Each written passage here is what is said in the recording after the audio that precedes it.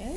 My name's Karen Edelstein, and we're here at the Unitarian Annex. It's April 5th, 2008. Beautiful spring day. We don't know.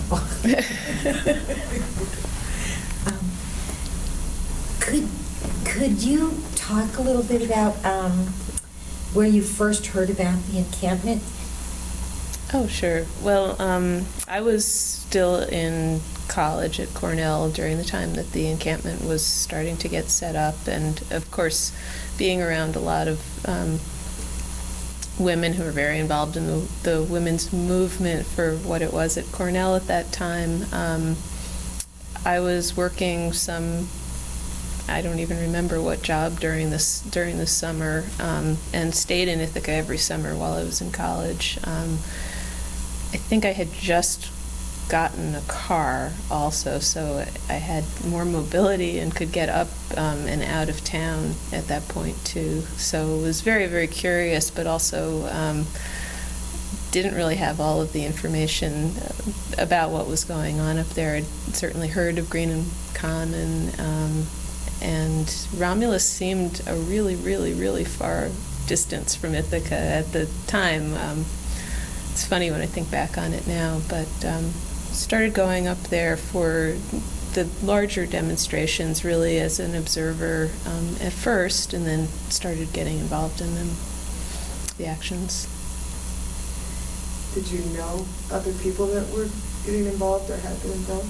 There was a big contingent of women from Ithaca, and there were groups of women who were meeting to plan those actions, and I think I must have seen something about it on a poster, and had several housemates who were living downtown at the time, and we just decided that it was something that was really interesting to get involved in.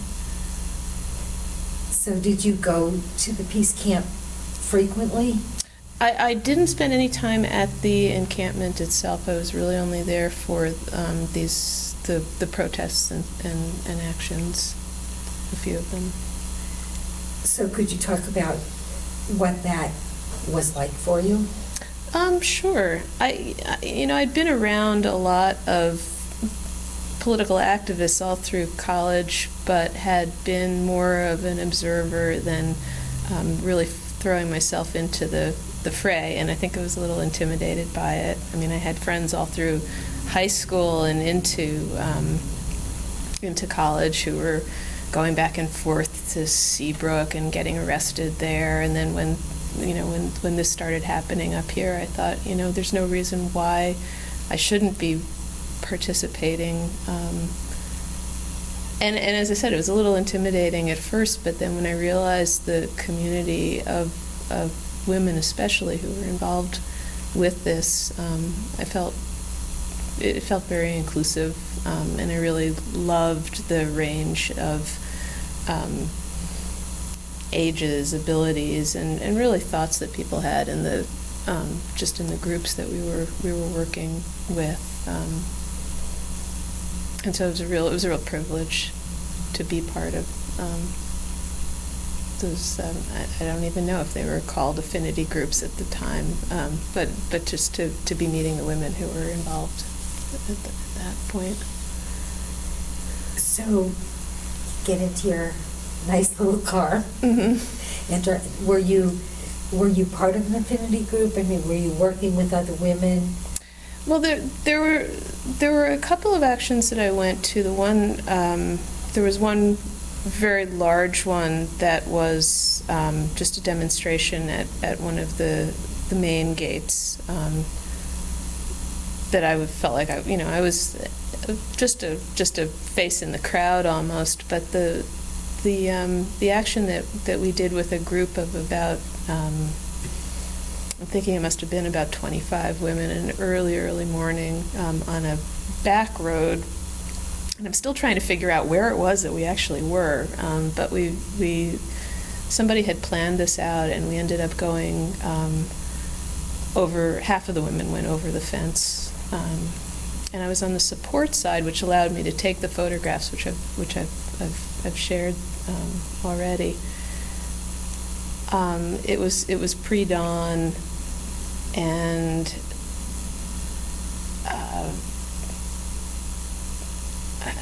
I'm sure I was nervous, but probably more excited about what was going to happen. And it took probably 15 or 20 minutes for the MPs to even realize that anything was going on right there. So that gave ample time for all of the women who were going over the fence to get over. And we hung these paper mache masks on both sides of the fence, and there were seeds that were spread, and I think a tree that was planted, and everything was well underway before we were, discovered.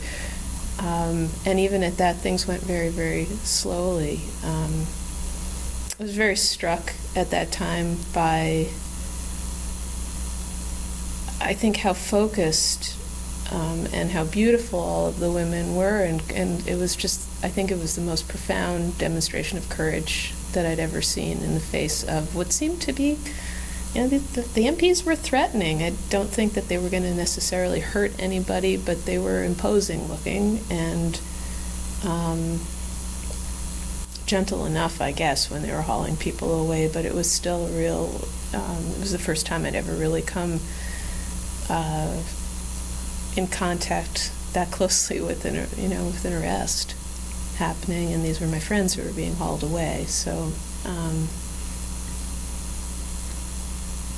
it was a pretty powerful experience.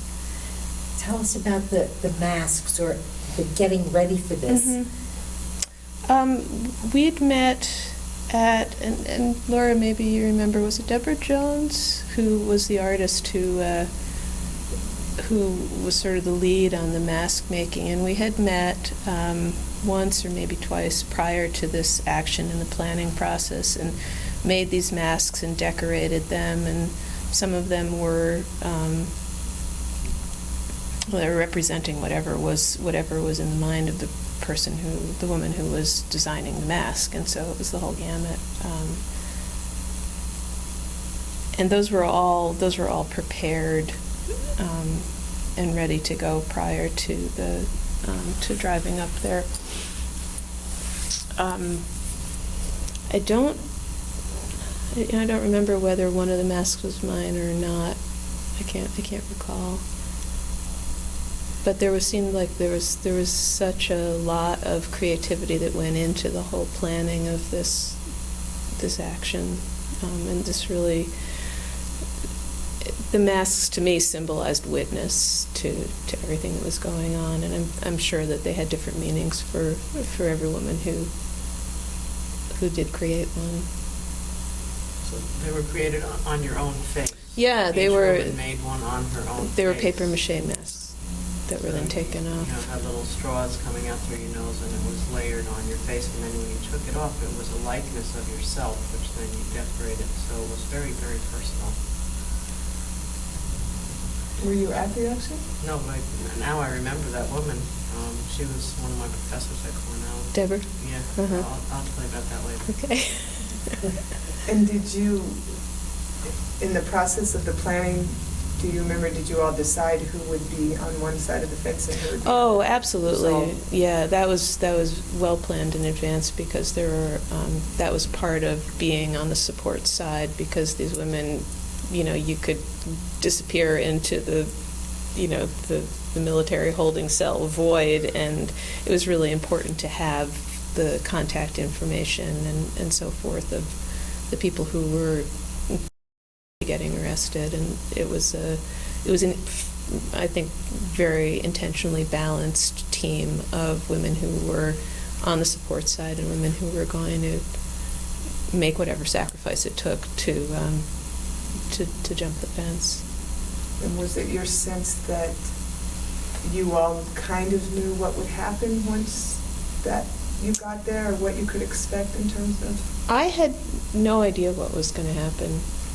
I'd certainly seen the MPs before. They were, they're military guys who were trained not to react, and I think one of the things that was most striking to me was was the vibrancy and joy of these women who were being handcuffed with their hands behind their backs in all kinds of bright colors, and maintaining such humor and levity throughout this, and singing these really upbeat songs while these military guys in fatigues were handcuffing them, and nobody went limp, but I think they allowed themselves to be lifted up and helped away. And so it was this interesting collision of worlds to me, of this female, vibrant, joyful energy, and then these guys in fatigues who were doing what they had to do.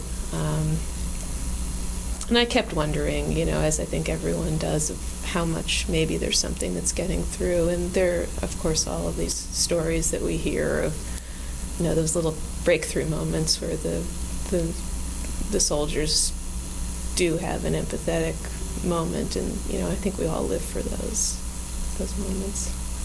And so while you were on the outside of the fence, Mm-hmm. you were watching what was happening as they were being arrested. Mm-hmm. And was there any variation among soldiers, or was that Not that I recall. persona you was No, they were consistent? they were fairly anonymous feeling to me. They piled all the women who were arrested into this big bus, which I'm sure was just military issue, but it looked a lot like a school bus that had just been painted with camouflage colors, and I thought that was kind of amusing to just see that conversion. And of course now how the base has been converted in part to an educational facility. It's an interesting cycle there. Did you spend any time at the peace camp itself? No. Only just in briefly on the way. Maybe just to look around.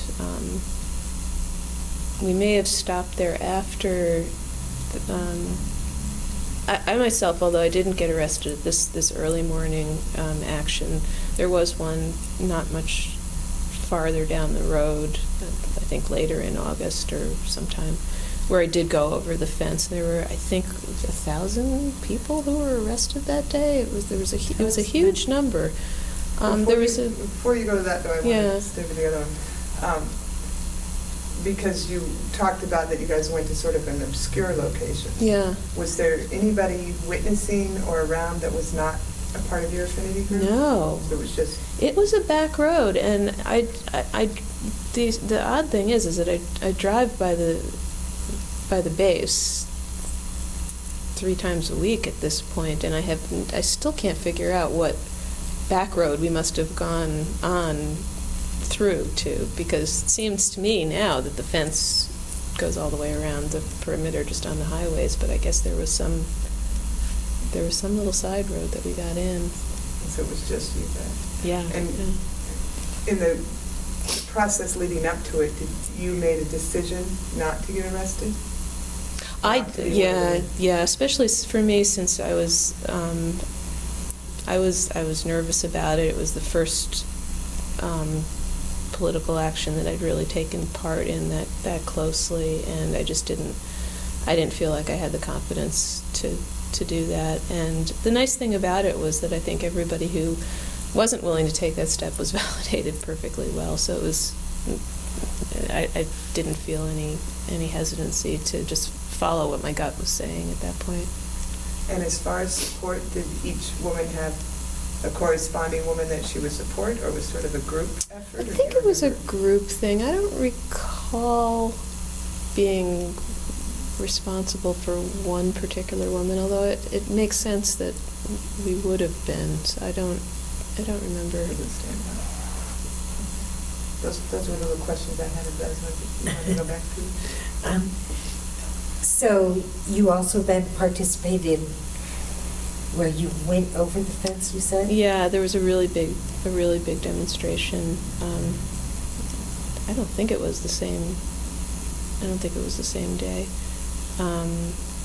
very large demonstration, and I remember it was the day that I think I saw Dr. Spock go over the fence that day too, but he was one of many, and it's interesting too because there were men involved in that action too, and I had mostly associated these things with women. So on that particular day, I can't think there had been a march, and it was also really really good for me also to see the involvement of the men who were sympathetic to the whole thing, and how, for the most part, I think that they were being almost uncharacteristically respectful of letting the women call the shots, but then plugging in to the roles that were comfortable from the women's standpoint that they play, whether that was carrying water or of course going over the fence, because I think at that point it was as many bodies as possible as could get over. It was a good thing. Why was the involvement of the men particularly significant to you? Oh, it wasn't that it was significant. It's just that I think up to that point, all of the actions and events that I'd been aware of had been entirely women. And so it was interesting to see men in a position where they were not that they knew that it wasn't their place to take charge at all. And I liked that. And prior to that action, did you have an affinity group as well? And was it the same idea that you guys planned something, or was it more individualized? I think that day it was more that it was just such a massive thing that had happened. I'm sure, because I did get arrested that day, and I think that somebody must have had my contact information and maybe the keys to my car. So it got a little dicey that day because for some reason I was separated from the rest of the women who were arrested around the same time I was, because they were absolutely certain that it was the third or fourth or I don't know what time that they had caught me, and so it got scary for a while for me, but I think they eventually figured out that I was not who they thought I was, and all that took place after you went over. Yeah.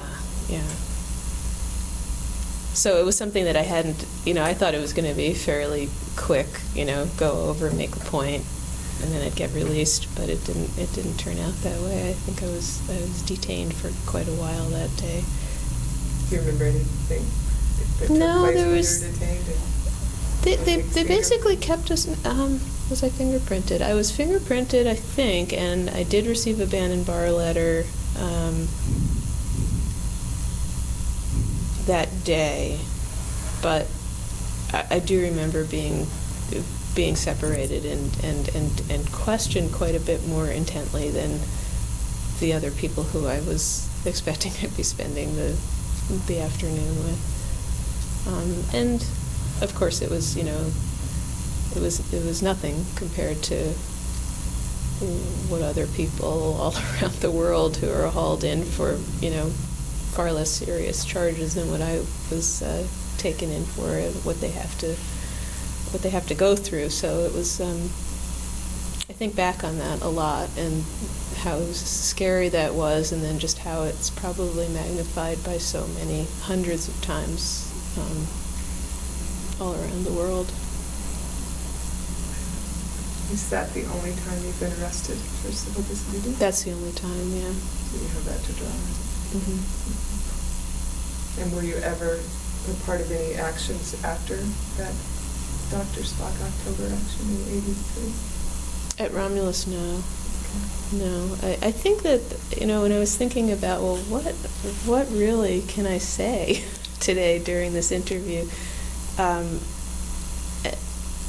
And what did that summer help to set into motion for me? And I think that it did give me courage to step out and become more of an activist, which I'd say probably characterized my life from then on in, and it's been on different issues. They've been environmental issues, but and haven't involved getting arrested, but I've put myself out in a public and controversial way since then. Back in that day, did your family have any opinion about what you were up to over there? I'm sure they disapproved. You were there. Yeah. So it wasn't something you grew up with, that get out there, make a stand? Oh, no. I grew up in a very middle-class, risk-averse household. Risk-averse, I like that. That's a great Nice phrase. term. Yeah. So what in you do you think, I mean, there were circumstances you were involved Mhm. with, but there had possibly something in you that would open to that? I think it's always been a quest for justice, and it's taken different forms throughout my life. It may have been very personal as a child, just making sense of what was kind of a chaotic and crazy household, but it got me very primed for whatever questioning authority and thinking critically, and not accepting whatever the status quo necessarily was without really looking at it hard. And there was nothing even remotely acceptable about shipping nuclear weapons around the world. It was impossible to be silent and not become involved in some way, knowing what was going on here. And while I'd only been living in the Finger Lakes for, I don't know, 4 years or so at that point, it felt like there was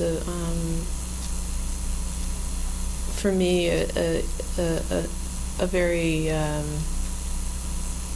strong spiritual tie to the region that made this even more personal and more pressing to do something about. I think that I wouldn't have likely traveled to Kansas or somewhere to participate, but knowing that it was something that was affecting the region that I lived in too made it just all the more potent. Mm-hmm. And if any of the women that you knew during that time in the Infinity Group for the mask action, did you stay in touch or know them after that point? Oh, well, I certainly knew a lot of them because we were students together, and there's some, like the Grady's, who I certainly still know. Even today? Mm-hmm. And you had one of the photographs you gave us was of graffiti that's still visible. Yeah. Can you just tell us a little bit about it? Yeah, sure. So I mentioned that I do drive along the perimeter of the base a couple of times a week usually, because I work in Geneva. So the distance seems very minimal now. And during the time of the peace encampment, there was obviously a lot of graffiti, and some of it were verbal plays on what some of the military mottos were. And I'm trying to remember what it's. I think the motto was something like mission first, people always. Right. And somebody had changed that graffiti to read, our mission will always be people, I think. And so even though the graffiti was put up there 25 years ago, it's rusted over, into the metal on this highway or railroad overpass. It's still there, and on the other side, which I didn't take a picture of, but I should, there's another graffiti that says peace. I think it says peace now. It's faded, and I think that the memory is probably lost to a lot of the people who are in Waterloo and Romulus, but it makes me smile every time I go by there, because it is sort of a witness to those to those times. I think I also, in that set of pictures that I took, there was some sort of a church where there were some pretty angry people who were yelling at and counter-protesting towards the women. And about the same time that I took the picture on the overpass, I noticed that it was no longer a church, and they were trying really desperately to rent it, but I don't think that it had been taken over. So it's just, there's sort of there's a lot of signs of just change that happens over time, but I think the imprint of what happened in those few years remains strong in the area. Do you think it had anything to do with the base closing that came later? The fact that people were there protesting in the early 80s? That there was a connection between the protests and the base closing? You know, I've thought about that a lot, and I don't really have a good handle on it. What have you thought about it? Well, I'd like to think that all of the action there did have something to do with the closing of the base, but I guess in a more broad practical level, I think that the decisions that get made by the military and by the government are generally in their own vacuum. I think that the actions that went on there catalyzed a lot of change in thinking in the progressive community, in the women's community, and perhaps even in the local community about what, environmentally, what the impacts of being in such a potentially hot zone were. But I couldn't say conclusively that all of everything that went on there somehow logistically or on some intangible karmic spiritual level shifted the intentions of the military. I'd like to think so, but I don't think it's true. I'm sorry, do you have a question? Well, I was going to ask, are you aware of what is there now, where the depot was? Mm-hmm. What kinds of things are there? Well, I know. Well, there's certainly it's in play right now about whether they're going to turn it into some sort of an ecotourism hunting ground with the white deer, and I don't know where that's going to shake out. Seems like there are a lot more white deer now than I ever remember. I can see a dozen or 15, 20 sometimes on a drive-by. So that's, it's kind of interesting to watch those changes. But I know that they've got some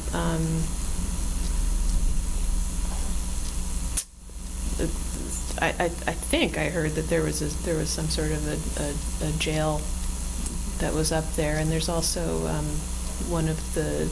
I work with somebody who teaches at there's a school for Hillside Children's. It's called Hillside Children's Center for special needs kids who have been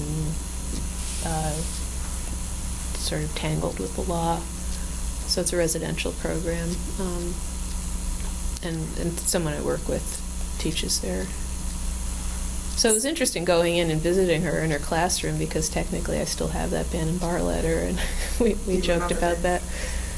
Hmm? You went on the base to visit? I did, yeah. What was it? Yeah, what was the base? And it's pretty sterile. I mean, there's not a lot of life where that school is. It's it's a lot of buildings and not a lot of landscaping or trees, and it's interesting now too that since we have all of this internet technology and we can look at aerial photographs of the base, I had no idea what the interior looked like beyond what I saw very briefly, and it's pretty interesting seeing the bunkers and the storage areas and so forth that are still quite visible. So you were able to see the bunkers and such in driving through? Or No, with the aerial? in some of the high resolution imagery that you can just look at on the web now. Wow. And it's not I don't know if you know Google Earth, but it's a part of something called Microsoft Virtual Earth, and you can go in and look at these bird's eye views of really, really, really high resolution to, super detail. And you were curious to...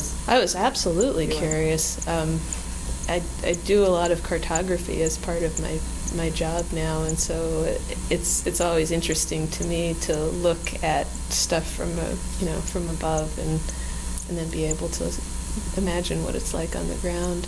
The interesting thing to me as a map maker is that if you look at the available roads layer for Seneca County, there's a section of road that shows up on the base, which is in the shape of a perfect peace sign. It's really funny. And I don't know if it was intentional, but it sure caught my attention.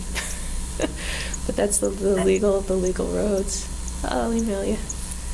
This virtual, I was just talking about that.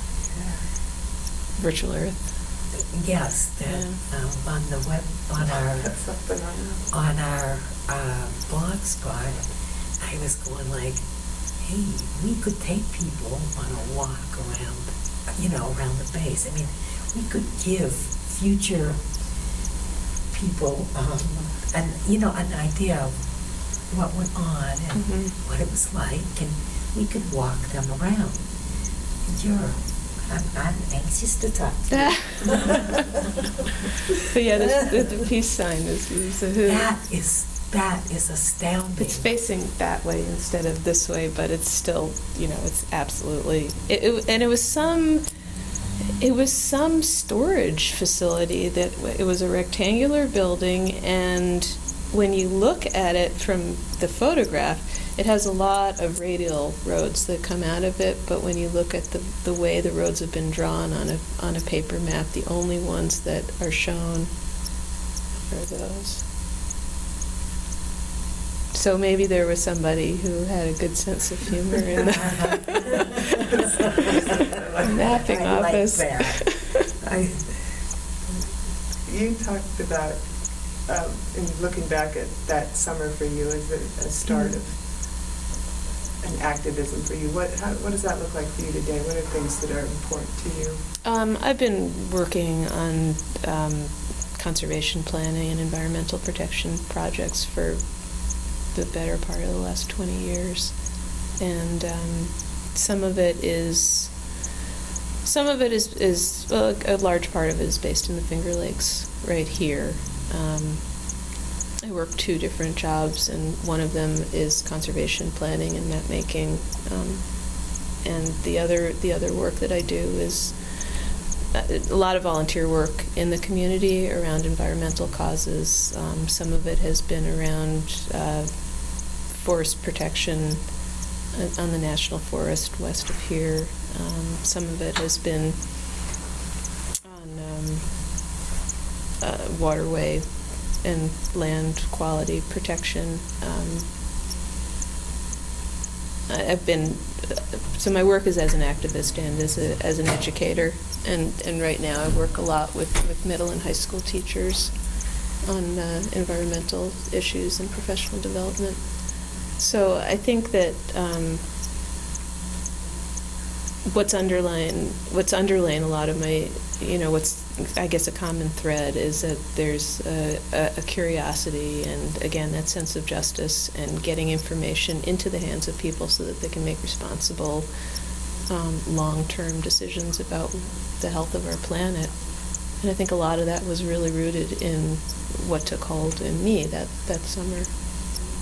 And in 20 years, have you seen acceleration in terms of citizens, people in general, an awareness of these kind of issues? Oh, or is sure. it sort of ebb and flow? No, it depends on what the issue is of the time, and I think that also I have a little bit of tunnel vision depending on what cause I'm working on. I tend to meet more people who are working on that at any one time. But even in, I think nationally in the last couple of years where we've gone from questioning issues like global climate change to now that the naysayers have dropped out of the equation almost completely, and that's been literally in the last 2 or 3 years. It's now common for people to think about green building and energy efficiency in the last couple of years, where it was something that was really a much smaller minority. So, maybe I'm a part of helping that move forward. I think it's just a collective consciousness and desperation. In '83, the women were gathered, particularly at Seneca, looking at the nuclear arms race and war. And does that issue with what's going on in the world today with Iraq or North Korea, is that something that is part of your consciousness? Oh, absolutely. I mean, how can it not be? Yeah, I mean, following the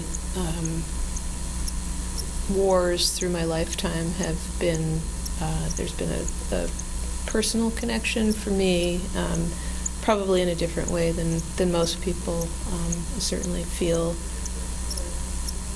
passionately outraged at the continuation of war, whether it's been in Bosnia or it's been in Nicaragua or it's been in wherever, certainly in the Gulf. But I've been very conscious of war and the atrocities of war since I was a very young child. My uncle, who passed away a couple of years ago, was a military reporter and a journalist, and embedded himself with the troops before it was something that journalists did. So I had a consciousness growing up all through my childhood, from the time I was 6 or 7, about Vietnam, because I was hearing those stories firsthand through his lens as a writer. And he